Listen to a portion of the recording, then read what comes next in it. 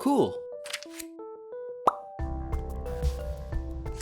Hey guys, welcome to Make Anything. I'm Devin, and as you can see, my table is covered with just about every color of filament, and that's how you know it's time for another round of Patreon Pegboard Pixels. That's right, I'm excited to keep adding to this pegboard behind me, trying to fill it up with a ton of little 3D pegboard pixels, and it's always fun because for one thing I get to make a bunch of different 3D pen doodles of all kinds of different things, but even better is that they're requested by my very own Patreon supporters. I am so grateful to all my supporters on Patreon. It really helps me financially, and I can't help but get a warm fuzzy feeling knowing that all these ordinary people are coming together and helping make anything exist. So these Patreon pixel videos are really meaningful to me because it's my little way of saying thank you for all that support. So I've got a lot of pixels to catch up on. It's a good problem to have.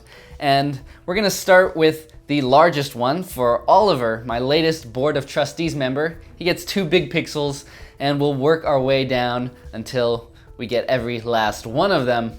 So we've got a lot to do. Let's get started. So Oliver's first request was for me to do the vegan logo, because everything's got a logo these days.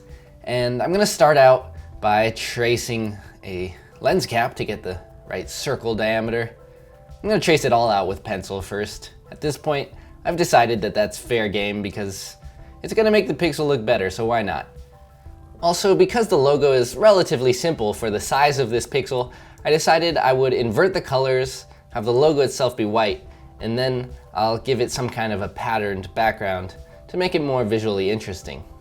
So as you can see, I first did the logo itself in white, and I just filled it all in.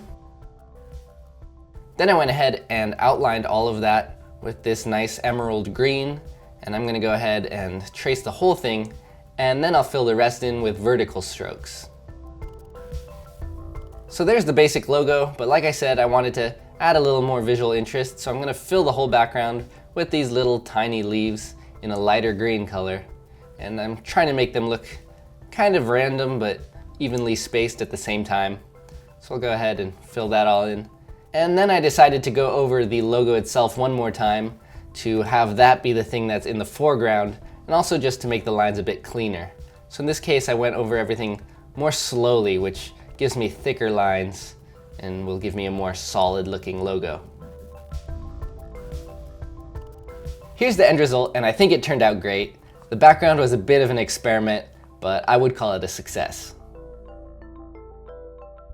For his second big pixel, Oliver wanted me to draw out this Miami logo, and this was another one that I definitely had to trace out in pencil because getting the spacing on this text was kind of tough. So I actually had to draw it a few times until it was nice and centered in the middle of this pixel, and then I went over the text in white filament. Oliver wanted me to use the Miami Vice colors for this one, and I decided to put those in the background to have a nice, really bright, colorful background, and then I'll just have the text in white. So I'm gonna do a bit of a sunburst pattern like this, and then I'm just going over the text entirely with my first color. So the idea was that I wanted to have the background be solid, so I'm gonna go over everything, but I'm hoping that the first layer of that text will still show through a bit, that way I can trace it again at the end and still have everything centered correctly. So I went ahead and filled in this magenta color first, and then I switched to this teal color and filled in the rest of the background. I left just enough white showing through that I was able to trace over it and get that text in there. And as you can see, I kind of went over each line a couple times, first really slowly, and then I did some quick passes, which helped me get more clean lines, and that worked out really well. So I went over all of the text, and there we have Miami. I finished it off with a white border just to clean things up, and there we go. Very flashy, very Miami. This next request is for John Harsum, and he wanted pigs in space. Now, I think he was referring to a video game or something, but I couldn't find the exact reference. So I decided I'm just gonna do a pig floating through space. I used the new Vertigo Starlight filament from Filamentum for the background, and then I'll draw a nice pink pig on top of that. It's just an ordinary pig, although it has a very long, swirly tail. And then I'll fill that entire thing in so that I have a base to work on top of, and I'll build the spacesuit on top of the pig itself. So I give that some depth, and then I'll switch to this very light gray so that I can do his spacesuit. Of course, we need a helmet so he can breathe, and then we'll add some little details onto the suit to make it look a little more official. Just little modules and buttons and stuff. And we'll have a nice long hose that connects him to the spaceship off frame. We'll give him a nice beady eye, add some stars, and we've got a pig in space. This one came out really cute. It's probably one of my favorites. Next up, we have the request of Emmerly, and she wanted the mini Splatling from Splatoon, which is a video game, and this is one of the weapons of choice. It's like a Gatling gun, except it shoots paint. It's a little more wholesome. So once again, I drew it out with pencil, but I did end up going off script a bit to straighten things up a little more. I started with these gray tubes, just doing really slow, thick lines. And then I also did this tank on the bottom as well with the gray. And then I started working on top of that. So when you have a lot of different things layered on top of each other, you kind of have to decide what goes first and what goes on top of what. Sometimes it's very obvious, other times you just have to decide what you're gonna draw first.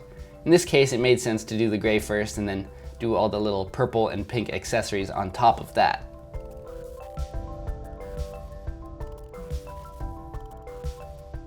We'll finish this off with this teal background. So once again, I'll outline the entire part that I already drew. And in this case, I'm just gonna keep drawing concentric lines. It's kind of a cool way to fill in the background that is pretty easy as well. I'll go around the edge to seal that off and create a more even edge. And then I decided that there was a little too much empty space around the Splatling, so I added some extra paint splatters in this cool neon green color. And that really finishes off the color palette here quite nicely. It's got a bit of a 90s vibe to it. Here's the end result. It's colorful, it's dynamic, I love it. Up next, we have a request by Diego Tornabene, and he wanted a Star Trek command badge. So I decided to go with the original badge and original colors that Commander Kirk had. So I used vertical stripes for the background to kind of mimic fabric on his shirt, and then I'll go over it with this gold filament and first outline the badge and then fill that in completely. I went over it another time since this gold filament is a bit translucent. It's not the best gold, but it's what I had on hand. And then I'll follow that up by doing the outline in this black filament. For this, I was extruding very slowly, that way I could get these really thin details. There we go. This would be a really great time for a clever Star Trek pun, but I don't know a thing about Star Trek. So, may the force be with you, Scotty. This next request comes from Leo La Palermo, and he wanted a black hole. More specifically, Gargantua from the movie Interstellar.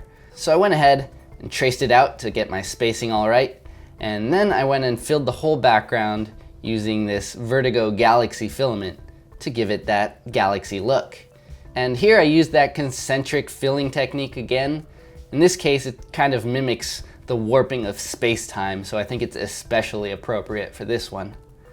So I filled that in, and then for the black hole itself, I'm actually gonna just use black filament on top of this Vertigo Galaxy to make it even darker, because we want the complete absence of light in the center of this black hole. I'll go over that with this yellowish color to try to replicate the light being sucked into the black hole. This one was quite a challenge because it's very hard to simulate brightness when there's not an actual light source coming from this pixel. So I just had to use yellow and white and try to give it that kind of illusion of light. It worked out all right, but I decided to go over all of that with some glow-in-the-dark filament, which doesn't show much at all during the day, but it should glow nice and brightly in the dark. Here's what that looks like.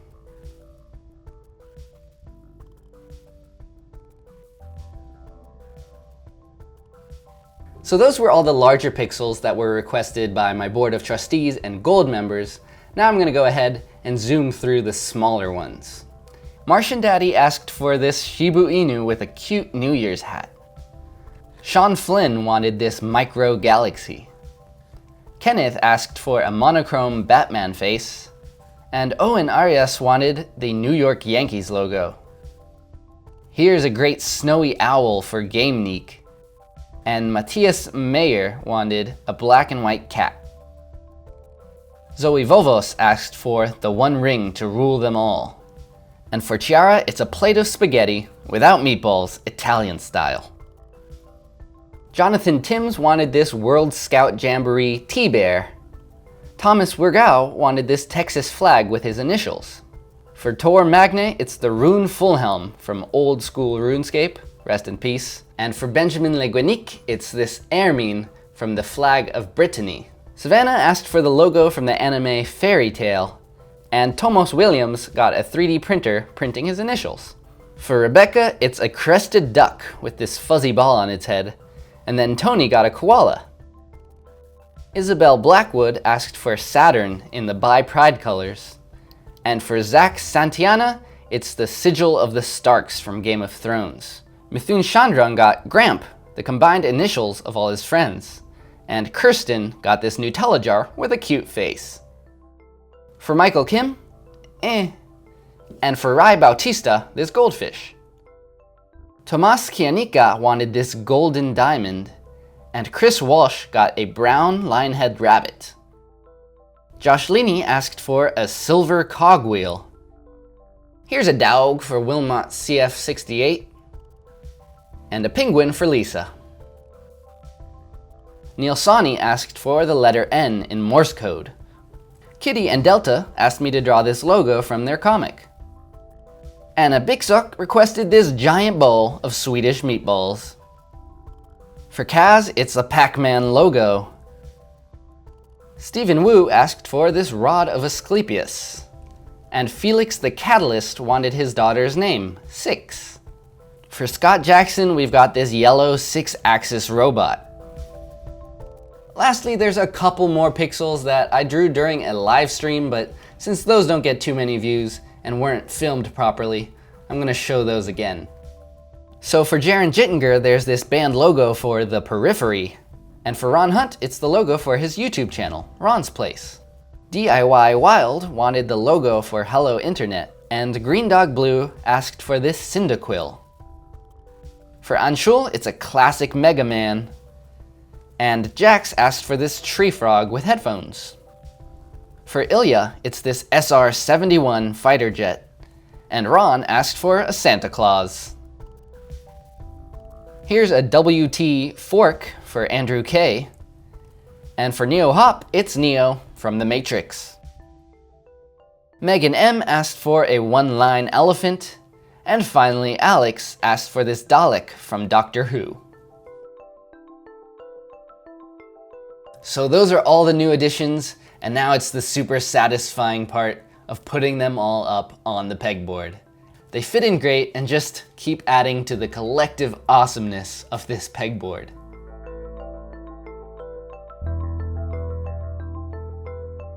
Yes, there we go. Another solid batch of pixels up on the wall. We're definitely making progress, but there's also still a long way to go. So if you want to join this venture, or if you just want to support the channel, I'd love to have you on Team Make Anything. Visit patreon.com/makeanything and you can join for as little as $2 a month.